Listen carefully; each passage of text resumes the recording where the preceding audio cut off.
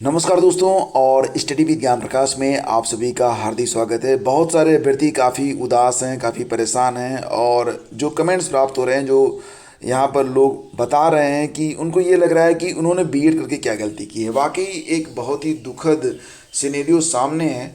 और इसमें देखो, अभी तक जो कुछ हुआ, 11 अगस्त 2023 को सुप्रीम कोर्ट का जो डिसीजन आया, तो डिसीजन में ये बात तो कह दी गई कि क्लास 1 to 5 के लिए अब जो बीएड होगा वो एलिजिबल नहीं होगा। ये तक तो ठीक था, लेकिन बीएड के आधार पर जो अभ्यर्थी यहाँ पर शिक्षक बन चुके हैं, उनको भी लेकर जो याचिकाएं हैं, रिट्स वगैरह दायर की जा रही हैं, और जो उस पर ऑर्डर आ रहे हैं वो बीएड के अगेंस्ट ही आ रहे हैं।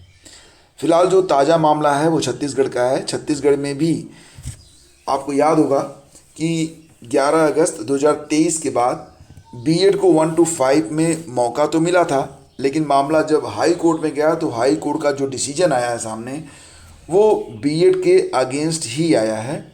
और यहाँ पर जो डिसीजन है आपके सामने है, यहाँ पर आप देख सकते हैं, high court of Chhattisgarh Bilaspur. ये ऑर्डर रिजर्व हुआ था 29 फरवरी को, और सामने आया है, मतलब इसको रिलीज़ किया गया 2 अप्रैल को।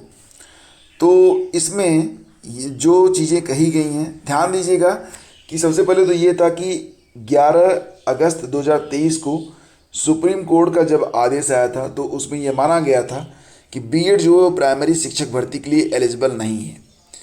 लेकिन छत्तीसगढ़ में जब काउंसलिंग स्टार्ट होती है तो बीएड वालों को रोक दिया गया। बीएड वाले जो थे छत्तीसगढ़ में, वो हाई कोर्ट से होते हुए सुप्रीम कोर्ट गए। सुप्रीम कोर्ट से उन्हें अलाउ किया गया कि उनको भी काउंसलिंग में मौका मिलना चाहिए। उनकी काउंसलिंग होती है, लेकिन सुप्रीम कोर्ट ने यहाँ पर एक बात कह दी थी कि अंतिम रूप से आपकी जो योग्यता होगी वो हाई कोर्ट ही डिसाइड करेगा। तो इसको लेकर भी याचिकाएं जो थी वो दायर की गई थी। हालांकि बीएड वालों को अवसर मिल गया था छत्तीसगढ़ में, और बीएड वाले जो थे वो प्राइमरी में चयनित हो गए थे शिक्षक के तौर पर। लेकिन फिलहाल ये जो मामला था वो हाई कोर्ट में था ही, और हाई कोर्ट से जो डिसीजन आया है उसमें जो पैरा 39 और पैरा 40 है।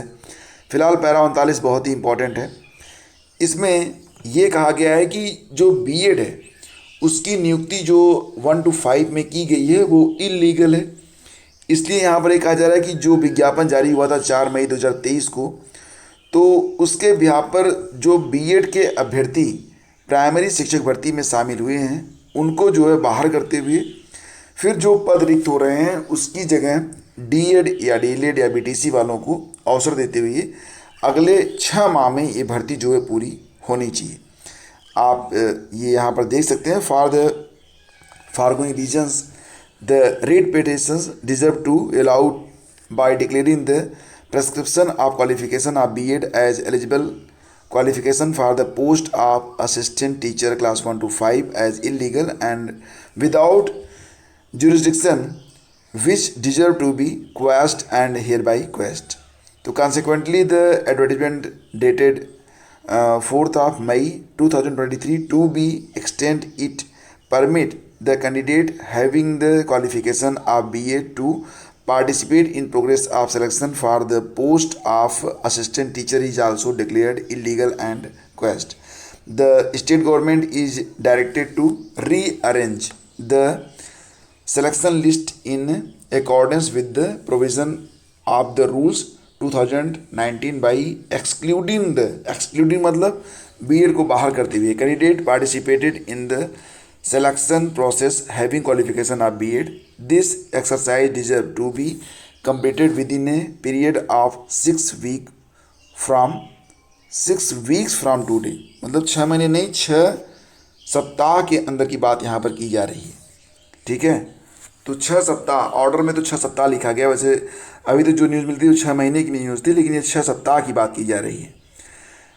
तो दोस्तों यहाँ पर मतलब ये कहा जा रहा है कि जो लिस्ट तैयार की गई थी, ये विज्ञापन संख्या 4/5/2023 को जो विज्ञापन जारी हुआ था, तो उसकी लिस्ट को रीअरेंज किया जाए बीएड को बाहर करते हुए और डीएड को एक्सक्लूड करते हुए, और ये जो लिस्ट है ये 6 सप्ताह के अंदर तैयार की जाए, ये बात यहाँ पर कही जा रही है। फिलहाल अभी इसके क्या मतलब आगे इस पर क्या होता है, अभ्यर्थी क्या करते हैं, और इस पर क्या कुछ किया जा सकता है, क्या मामले पर स्टे मिल सकता है, तमाम बिंदु अभी बाकी हैं, इस पर भी चर्चा करेंगे। लेकिन थोड़ा सा समझ बूझ के बाद और जो चीज़ें सामने आएंगी वो चीज़ें आपको मैं यहाँ पर बता दूंगा कि इस पर क्या हो सकता है, ठीक है। फिलहाल आप लोग यहाँ पर, मैं आप लोगों से कहना चाहूँगा कि जीवन में उतार चढ़ाव आते रहते हैं, आप लोग पेशेंस बनाए रखिए। अगर कुछ भी यहाँ पर नया नया घटनाक्रम होता है उसकी जानकारी आप लोगों को यहाँ पर दी जाएगी। फिलहाल जो कुछ चल रहा है, कहीं भी कभी होता है ना कि अगर स्थितियाँ बहुत ही बुरी चल रही हों तो वहाँ पर शांत रहने की ज़रूरत होती है। दूसरी बात ये होती है कि कुछ चीज़ें जब किसी के पक्ष में होती हैं तो किसी के विपक्ष में भी होती हैं। तो ये एक बैड न्यूज़ हो सकती है बीएड वालों के लिए, लेकिन एक गुड न्यूज़ है डीएलएड वालों के लिए भी।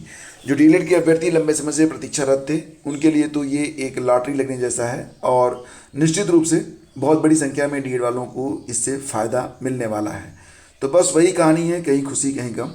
फिलहाल आगे बढ़ते हैं और चलते हैं अगली खबर पे। तो जीआईसी शिक्षक के रिक्त पड़े कुल 533 पद नई भर्ती में शामिल किए जाएंगे। ये खबर मिल रही है कि यूपीपीएससी जो नया विज्ञापन जारी करेगा उसी में ये नए पद जो होंगे वो शामिल किए जाएंगे। आपको याद होगा कि राजकीय इंटर कॉलेजों में प्रवक्ता और सहायक अध्यापक यानी कि एलटी ग्रेड के दोनों को मिलाकर जो 533 पद रिक्त रह गए हैं, तो उत्तर प्रदेश लोक सेवा आयोग की ओर से इन पदों पर नए सिरे से भर्ती की जाएगी। इसलिए इन नए पदों को आयोग की नई भर्ती में शामिल किया जाएगा। आयोग की ओर से 2018 में एलटी ग्रेड, 2020 में प्रवक्ता के पदों पर भर्ती की गई थी, लेकिन मुख्य सूची के अभ्यर्थियों के ज्वाइन करने के बाद भी 968 पद खाली रह गए थे। फिर दूसरी सूची जारी हुई, लेकिन उसमें भी सिर्फ 435 अभ्यर्थियों ने ही ज्वाइन किया। तो इस तरह से दूसरी सूची के बाद 533 पद खाली हैं। अब ये जो तीसरी सूची नहीं आएगी, अब बस ये जो पद हैं इनको जो है अब नई भर्ती में शामिल कर लिया जाएगा। और फ्रेंड्स, एक यहाँ पर शिक्षा सेवा चयन आयोग के बाहर जो अभ्यर्थी हैं वो धरना प्रदर्शन कर रहे हैं। देखो क्या है ना कि उच्चतर की विज्ञापन संख्या 51 के अंतर्गत असिस्टेंट प्रोफेसर के लिए जो आवेदन की प्रक्रिया है वो साल डेढ़ साल पहले पूरी हो चुकी है। टीजीटी पीएचडी में भी अभ्यर्थी इस प्रकार की मांग उठाते रहे हैं कि उनको भी जो है अवसर मिलना चाहिए, लेकिन बेहतर यही होगा कि आप नए विज्ञापन में अगर पार्टिसिपेट करें तो बेहतर है, क्योंकि ये पुराना विज्ञापन है जो अभ्यर्थी आवेदन कर चुके हैं। मैं सेम वही बात यहाँ पर भी है कि अब विज्ञापन संख्या 51 में जो नियमावली बनी थी उसके मुताबिक जो अभ्यर्थी आवेदन कर चुके हैं, तो एक तरीके से अब जो सीटें हैं वो तो तय हैं, अब जो अभ्यर्थी हैं वो भी तय हैं, परीक्षा कब होगी ये तो आयोग जाने। लेकिन फिलहाल अगर इसमें नए अभ्यर्थी शामिल हो जाते हैं तो जो पुराने अभ्यर्थी आवेदन कर चुके हैं उनके लिए निश्चित रूप से जो प्रतियोगिता है वो बढ़ जाएगी। तो नए अभ्यर्थियों को तो खुशी होगी कि उन्हें पार्टिसिपेट करने का मौका मिल रहा है, लेकिन पुराने अभ्यर्थी परेशान हो जाएंगे कि उनके लिए जो कंपटीशन है उसका लेवल बढ़ जाएगा। तो यहाँ पर बेहतर यही होगा कि जो नए अभ्यर्थी आ रहे हैं फिलहाल वो अगर नए विज्ञापन की मांग करते तो ज़्यादा बेहतर रहता, क्योंकि सीटें ऑलरेडी विज्ञापन संख्या 51 में काफ़ी कम थी। यहाँ पर जो अभ्यर्थी हैं वो ये मांग कर रहे हैं कि उनको भी पुरानी भर्ती में ही ले लिया जाए, मतलब उसमें इनको आवेदन करने का मौका दिया जाए। इसके लिए इन लोगों ने यहाँ पर मांग करी है। सेम इसी प्रकार की मांग टीजीटी पीएचडी 2022 वाली जो भर्ती है जिसमें आवेदन लिए गए थे, परीक्षा नहीं हुई थी, उसमें भी मांग उठी थी, लेकिन उस पर भी अभी तक कोई डिसीजन सामने नहीं आया है। फिलहाल ये मांग रखी गई है, देखते हैं। बेहतर होता कि नए विज्ञापन में आप लोग जो है नए विज्ञापन की मांग करें, वो ज़्यादा बेटर रहता फिलहाल। और इसके बाद आगे बढ़ते हैं। यूजी नेट अभ्यर्थियों ने असिस्टेंट प्रोफेसर भर्ती में मांगा आवेदन का मौका, और साथ ही साथ चुनाव बाद राजकीय स्कूलों में मिलेंगे 435 शिक्षक। तो यहाँ पर बात हो रही है कि आम चुनाव के बाद राजकीय हाई स्कूल और इंटर कॉलेजों को 435 शिक्षक मिलेंगे। तो मतलब यहाँ पर जो लिस्ट जारी हुई है उत्तर प्रदेश लोक सेवा आयोग ने अभिलेख सत्यापन के बाद 402 सहायक अध्यापक और 33 प्रवक्ताओं के नाम शिक्षा निदेशालय में माध्यमिक शिक्षा विभाग को भेजा है। 4 जून के बाद इन चयनित शिक्षकों को स्कूलों का विकल्प और ऑनलाइन लेते हुए तैनाती की जाएगी। तो ये तो पुरानी भर्ती है। केंद्रीय विद्यालयों में प्रवेश के लिए आवेदन शुरू हो चुके हैं, मैं आप लोगों को बता चुका हूँ इसके बारे में। कक्षा 1 में अगर आपके घर का कोई बच्चा है उसको एडमिशन दिलाना चाहते हैं आप, तो 15 अप्रैल तक आप आवेदन कर सकते हैं। वेबसाइट वही है KVS ऑनलाइन एडमिशन kvs.gv.in। तो इस पर अभ्यर्थी जो हैं वो अपना आवेदन कर सकते हैं। एक बात ध्यान रखिएगा कि कक्षा 1 में प्रवेश के लिए जो मिनिमम एज होनी चाहिए वो 6 साल की होनी चाहिए। सभी कक्षाओं में आयु की गणना 31 मार्च 2024 से की जाएगी, और बाकी डिटेल्स आपको वेबसाइट पर मिल जाएगी। अगर कहीं पर कोई दिक्कत है तो आप नीचे कमेंट बॉक्स ओपन है, उस पर आप कमेंट कर सकते हैं। पेपर लीक के मास्टरमाइंड के करीब पहुंची एसटीएफ। तो आपको पता है मास्टरमाइंड कौन है, राजीव नयन मिश्रा। इसी ने मुख्य भूमिका निभाई थी। और फरार आरोपी की तलाश में लखनऊ एसटीएफ समेत कई जिलों की पुलिस लगी है। मंगलवार को उसकी तलाश में कई जगहों पर एसटीएफ ने छापेमारी की। कौशाम्बी पुलिस ने भी अपने मुकदमे में वांटेड किया इसे। इसके पूर्व सराय ममरेज के अभिषेक शुक्ल को एसटीएफ ने गिरफ्तार कर जेल भेजा था। तो फिलहाल वही बात है कि बकरे की अम्मा कब तक खैर मनाएगी। तो दोस्तों ये थी आज की news update. Thank you so much for watching the video. Current affair की त्रैमासिक पीडीएफ यानी कि जनवरी फरवरी मार्च की जो पीडीएफ है आपके सामने आ चुकी है। और अगर आप इस पीडीएफ को प्राप्त करना चाहते हैं तो लिंक वीडियो के डिस्क्रिप्शन में है। बहुत ही बेहतर तरीके से इसे लिखा गया है और सबसे बड़ी बात यहाँ पर है कि बिल्कुल टू दी पॉइंट है। कोई भी एक्स्ट्रा फैक्ट मतलब कुछ एक्स्ट्रा चीज़ें इसमें नहीं दी गई जो आपके काम की ना हो। और सबसे बड़ी बात है कि मोबाइल फ़ोन पर भी आप इसे पढ़कर आसानी से नोट्स बना सकते हैं। तो जितना आपको दिख रहा है बिल्कुल इसी प्रकार से दिखेगा और आराम से आप इसे पढ़ सकते हैं। जहाँ पर ज़रूरत पड़ेगी वहाँ पर आपको स्टैटिक जीके का पोर्शन भी दिया गया है। तो करंट अफेयर और स्टैटिक दोनों ही आपके इस प्रकार से तैयार हो जाएंगे। और फिलहाल एक शानदार पीडीएफ बुक है और ये पूरा कवरेज है। यानी कि अगर आप इसे डाउनलोड करते हैं तो इसमें जनवरी फरवरी और मार्च का कंप्लीट करंट अफेयर है। और हर महीने की जो पीडीएफ होती है वो भी रिलीज़ की जाती है।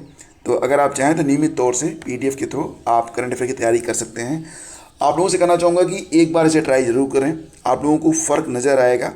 मार्केट में जो भी किताबें होती हैं बहुत सारी चीज़ें उसमें पढ़ने लायक होती हैं, बहुत सारी चीज़ें उसे पढ़ने लायक नहीं होती, लेकिन यहाँ पर आपको सारे फैक्ट टू दी पॉइंट ही दिए जाते हैं। तो वीडियो को लाइक और शेयर कर दीजिएगा। मिलते हैं आपसे अगले वीडियो में। आगे दीजिए, नमस्कार, जय हिंद। और हाँ, आपका जो नया चैनल है ओनली जीएस मास्टर क्लास, उसको भी सब्सक्राइब करना बिल्कुल मत भूलिएगा। Thank you.